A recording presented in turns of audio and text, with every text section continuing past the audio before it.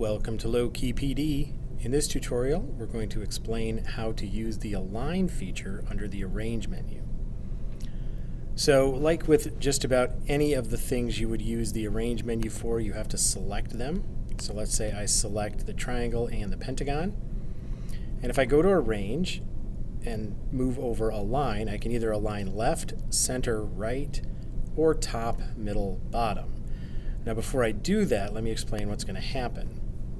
When I have both of these objects selected, notice I get a bigger box, but it only surrounds those two objects. When I use the Arrange menu to align this, it will align these objects only in that little box. So everything will be relative to the box, not the slide. So if I go to Arrange and then Align and Right, notice it doesn't go all the way to the right of the slide, it just goes to the right of that box.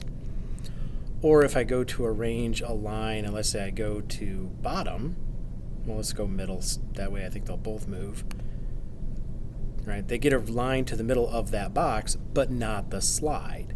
So this will allow you to make alignment changes relative to a very specific section of the slide that contains the elements you want to align, but not the slide itself.